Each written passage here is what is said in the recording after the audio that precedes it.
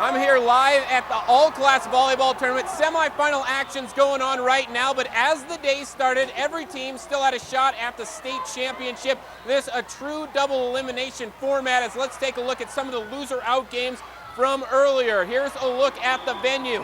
All four courts going on for the four classes. Belgrade 0-4 versus Lewistown this year, using a new lineup with Brianna Parker at center so Jessie Graney could play middle blocker.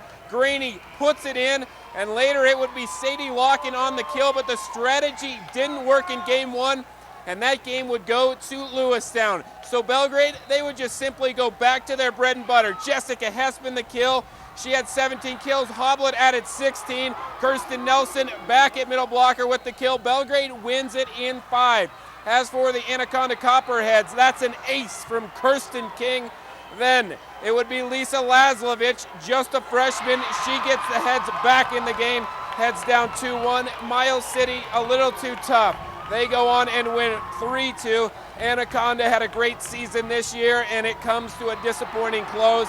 But hey, that's life at the all-class volleyball tournament. As for the Bozeman Hawks, they were in action earlier today against Missoula Sentinel, which they beat 3-0. So on to Skyview as they played a team 0-6 against Billings teams, but Randy Stevens, she gets the kill. Hawks down 1.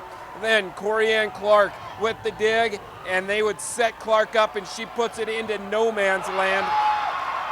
And the Hawks still down 1. But they come back and take game 1, and they go on to win 3-2. So the Butte High Bulldogs had a disappointing state tournament. They lost this morning to Helena Capital in 3. Deer Lodge is done as well. They lost to Townsend. In the AA bracket, the Billings Senior Bronx take on Kalispell. In Class A, it's the two-time defending state champion Whitefish Bulldogs against the Dillon Beavers.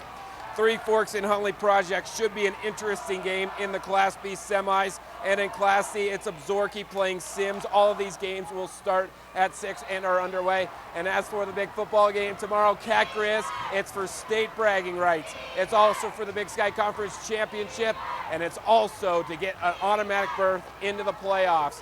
And as we go, the Bobcats won last year 16-6 on a very muddy field. The Grizz struggled to get their footing, and that's why Coach Bobby Houck thought the Grizz lost the game. I believe they're both a little bit better to the field condition.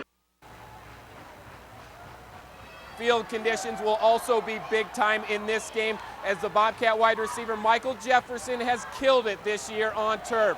Jefferson, taking a look at the numbers on the road, averaged just 28 yards from scrimmage and less than a half a touchdown per game. On the road, Jefferson averaged 183 yards and 2 touchdowns. And look at the average in 2 games on turf, 259 yards per game and a 3-touchdown average. The good news for Bobcat fans, MSU plays on turf in Missoula, and Jefferson will be the focal point of the offense as the Cats will try to get him the ball as much as possible.